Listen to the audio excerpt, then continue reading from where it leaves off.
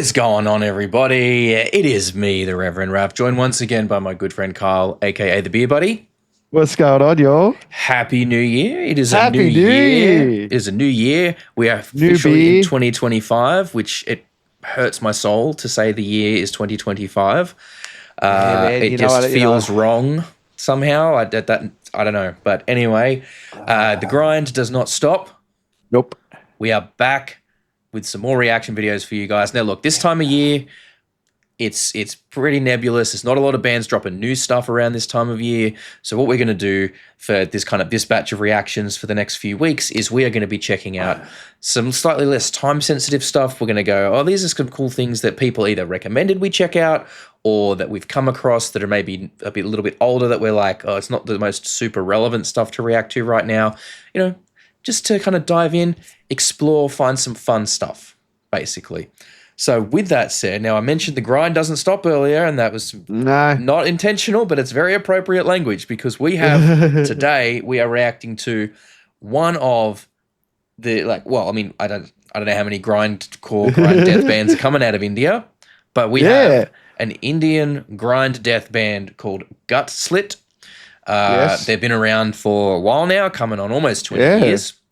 They've been, putting it down, playing all over the world, and we are keen to check this one out. So we're going to dive in right now. Now, this isn't the most rare. I think this song came out last year off their album, but the film clip is for the song Altar of Putridity. So we're going to dive right in and check that one out right now. I'm keen. I'm excited. Let's dive into this one.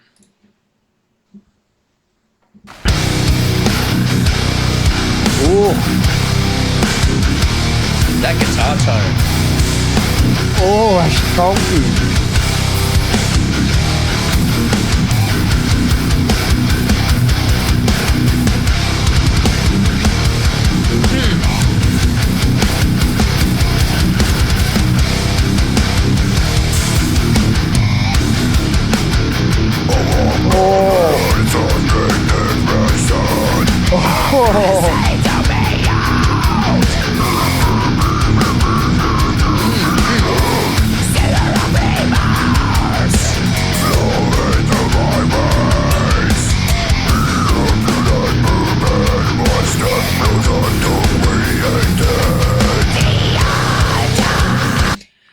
Damn, man, that is chunky.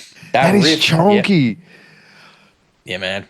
That riff is like pretty hectic. That guitar tone is just like the right amount of chainsaw Charlie happening in there. That drummer's putting it down by not doing too much, eh? He's just like just smashing it. Yeah, keeping the kick in the right places to accentuate the riff. And those vocals, man, like that's some pretty hectic stuff there. That's some low. But it's the rain, like he's doing that, but he's also got like the highs in there as well, man. He's really switching that one up. I'm digging it, and the film clip is appropriately like, dark and brutal, and lots of like it's like blood splatter and broken mirrors and everything, and the self versus the other self, or the self versus the broken self.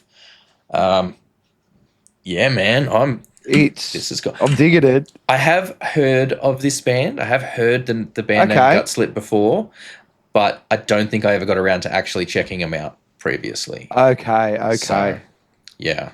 But I'm keen, man. Like, I've never heard of them, man. This is cool. I can't believe they've been around since 2007 when we were reading up on it before, because that's what we have to try and do now so we don't say anything stupid. Yeah, just a little bit. We like to go in blind, but we really need to. That's one of our resolutions for 2025. We want to like read up just a touch on some of these artists so we don't sound enough to keep us out of trouble. Yeah. I mean, look, we know we're idiots, but we don't want to be complete idiots.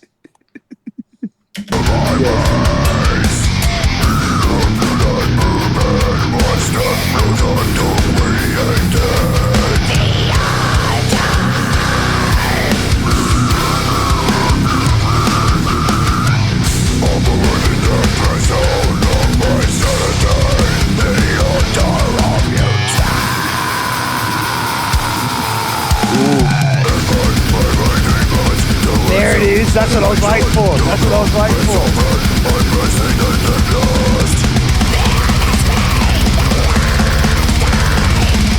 for.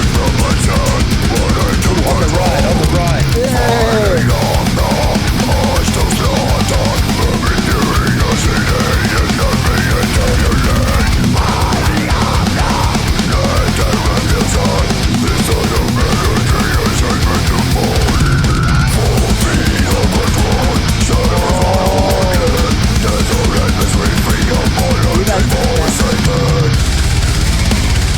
Fuck, Pause man. it, dude. Did you hear that the little off-timey thing that he was doing with the blast beat along with like? Yeah. Just like little off to the side, little thing, nice, very like panned all the way out there, so it feels like you're sitting in the drum kit. I've got to throw out a little bit of production value here though, but I'll just turn that bass up a little bit in the mix. Could maybe do it with it. I think it's a very dry bass, very kind of clanky bass. In that way, it could probably maybe just bring it a little bit more, put a little bit in the mix. Put a little. I don't even think it needs to come forward in the mix. I think it just needs a little bit more juice. Yeah, just a little bit more juice in that bass, and maybe even in the guitar as well. Like again, you could, but then if that's a tone they're looking for, then like this is just great. When we talk about production decisions as well, like here's the thing: like we're not in the bands, we're not in the rooms making these decisions. We don't know what the intent is behind some of these decisions. All we can do is speak to it from our own experience and preferences. But I agree with you. I was at a show last night as well, so I'm probably a bit. For me, it would be perfect if there was just a touch more juice in that bass and guitar sound, but. Overall, like it's really, really good. This is very crisp. It's very tight production too. I was waiting for that speed up. It was starting to feel really safe. And they just took it. They just took it up like it was here. It was already up here. Now they've just taken it a step up. Like, and I like the imagery of this part here, where like like the representation of that like Renaissance. I think it's a Renaissance painting. I don't know if that's the right era, but the one with like God and it's the one of the ceiling. God and Adam like sort of reaching and touching each other. I feel like this is maybe a sort of allusion to that, but then obviously when the touch happens, the putridity spreads into the thing there. Some nice sort of messaging. The corruption spreads like that, which is a nice. I could be off base. Maybe that's not what they're going for, but that's certainly what I get. No, the imagery's right there for it. Like, yeah. So, let's get back.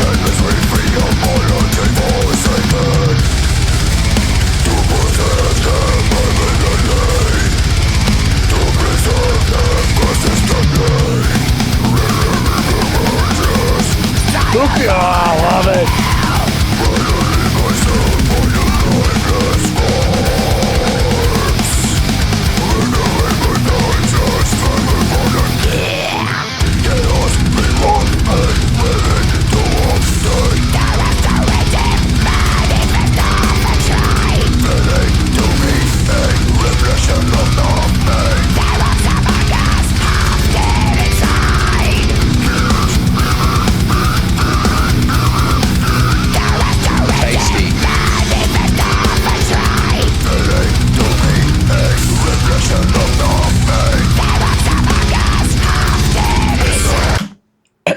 I gotta say that riff, I like the way that it builds the dissonance through the riff. It's not just like the riff with dissonance in it and the kind of harsh clashing notes. It starts out with a little bit, and then as it progresses, it gets more dissonant and more clashing and more harsh, and it just kind of builds over that's not something you get get often. A lot of the time when bands do that, they'll just straight up put a bit of dissonance in there, and that's kind of what it is, right?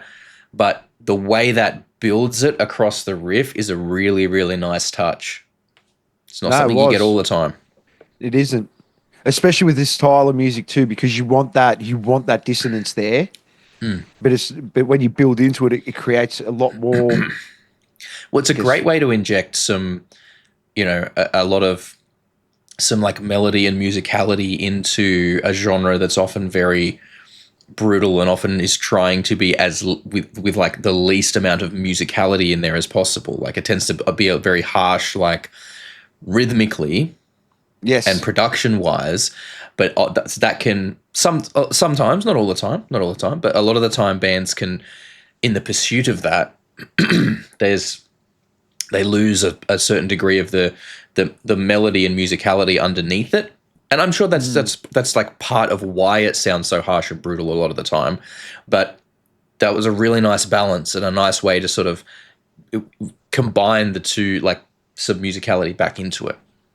Yeah. That's how I felt about it. No, anyway. I agree. Wholeheartedly.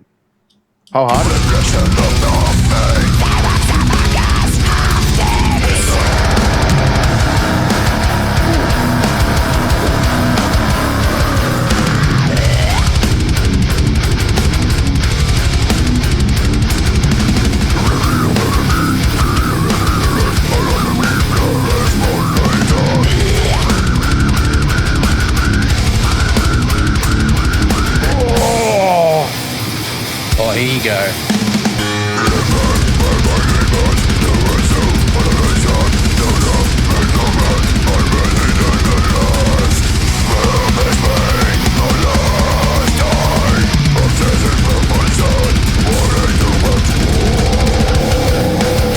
Like, okay. Oh, back into go straight back into that. Maybe it's just me. That had almost a little bit of almost an element of like black metal kind of vibe to it through that last section. Like, you know what I mean? Like I heard there was some elements in there that I'm familiar with sort of, so that I've also heard utilized a lot by bands like Cradle of Filth and and Behemoth and things like that. It's almost like a stripped back version of it, because you haven't got that second guitarist, you haven't got the piano, you haven't got that piano and synth the orchestral accompaniment, that really follow on with it. It's raw, and I think by stripping it back, it sort of keeps it out of that black metal space there a little bit. Yeah. It's just enough, just kind of nudging up against it, you know? Yeah. It's got the same elements, like with the same theory behind it, just without the layers that come along with it. Yeah, it was a nice touch. I really liked that. Oh yeah. Although, and those pig fucking and then the way it transitions back into that slower, that like more beat downy riff again is just such a nice touch. Because that's the thing. Look, you know, like we could turn around and say, like, you know, musically, it's like, you know, the music, there's not a lot, people say there's not a lot of musicality in it, whatever. But to actually be able to structure those songs and I'm not trying to put words in your mouth. When we say it, it's more from like a, it is what it is sort of point. Like well, I think it's not so much when I say that it feels like there's trying to be like take some of that musicality out of it or whatever. It's not so much. I'm definitely not intending it to be like it doesn't take talent or it's not music or any of that sort of argument. It's like no way. Music is. We love this stuff at the extreme edges of music. At the extreme edges, any musical genre is going to be pushing the boundaries, and it's going to become sort of non-musical in certain elements of it. That's what I'm referring to here. Oh, yeah, 100%. It's just in case, and I know that you understood that. I'm just sort of making sure if anyone else has maybe misunderstood my phrasing there. It's about going, okay, how do we make this as harsh and, because it takes a certain understanding of the genre to appreciate what they're doing. And still make it listenable to the masses. Yeah, but well, that's the thing though. Like metal's always tried to be the alternative and not for the masses. No. So how do you do that? You make it harsh to listen to. And how do you make it harsh to listen to? You go, all right, what can we do that feels less musical? Taking melody out is a great way to do that, but it doesn't mean it's not music. It just means it's a different approach to the art form. And it's just that's the kind of stuff that I'm getting at when I talk about it in that context. So, but the structuring of it, I love the way they've actually like structured this song together, like the way they've pieced each part. And it's had so much impact. And then stitching them together is really nice. Yeah. Up and down. That's what we like. Yeah.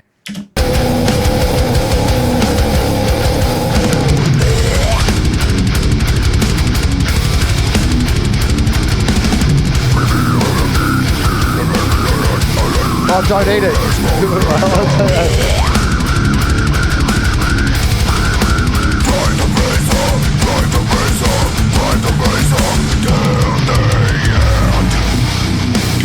Do we reckon it's him in the body bag? Oh, Like he's opening the body bag and then it's his corpse inside it? Maybe. Are we taking guesses? Maybe. Yeah, let's do it. Let's do it. know. I reckon he's gonna. Yeah.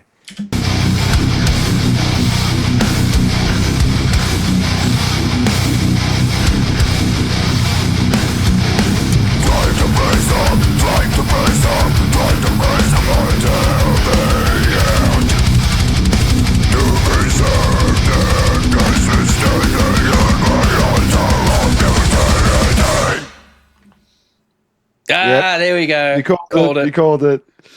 I like that though. That was a good. Yeah. That was a nice clip, and I mean, I want to just touch on again the. I want to touch on again what you kind of mentioned a little bit earlier, the work from the drummer in this one, because, like he was playing, like there was some fast sections and everything, and in saying what I'm about to say, I'm not trying to take away or question his skill level at all. A lot of what he was doing didn't seem to be overly complex. Not to say it doesn't take skill. It obviously takes a lot of skill. It just seemed to be focusing on, okay, what's right for the song and like scaling back, not going too complex, too intricate, but just going, right, here's the right bit for the right time. You know, you can play fast, you're going to do fast. If you're going to be slow, a bit more like impactful, I'm going to do a bit more slow and impactful there. And it wasn't that thing that you've brought up in the past with some of these of overplaying. Yeah. You know, Yeah. he wasn't overplaying, he wasn't underplaying, he wasn't like, he was doing exactly what he needed to at every point in that song that really created such a perfect foundation for everything else to go on top of for such a solid piece of music there. So that was great. Just little bits that he was doing on the singles, just to add extra high parts to such a low tone. Like it almost added on like an extra string part the way he was doing it. It was just adding in little flecks of highness, filling in some of that sonic space, some of that EQ space. Yeah. That was really, that was a really great cool, song, man. I'm really pissed. I've never heard of these lot. Well, to be there quite you go. frank. Well, now you know. And now you know, and now you can go and check out more from these guys because we're going to have all the links down in the thing. Go and check out what they're doing. Keep an eye on them. Follow them. Go and see them at a concert if they're coming to your area. Go and Hopefully buy some they're coming to merch. Australia. Fingers crossed. I mean, I'd love to see that. Yeah. But yeah, there you go. That was Gutslit with Altar of Putridity. Thumbs up from me. Look, if you like the video, give it a like. Maybe consider hitting subscribe. If you didn't, downvote the shit out of it. That's what the button's there for. And look, thank you so much for watching, everybody. I have been Reverend Raff. This has been the Beer Buddy Kyle. That was Gutslit with Altar of Putridity. And you guys have been amazing. We'll catch you all later. Peace out. Peace. Thank you so much for hanging out with us today. We really hope you had a good time. If you did, please consider hitting that subscribe button and the notification bell down there. It helps the channel grow. We are still a fairly young channel and we like to try and grow our audience all over the world. We do also, for those of you who are interested, have a Patreon. It's just a couple of bucks a month. At the moment, you get all the videos early and ad-free, but we are working on ways to increase the value of that and make it a bit more enticing. So don't forget to keep an eye out and check back on what's going on over there. Other than that, thank you so much for your time. Enjoy the rest of your day.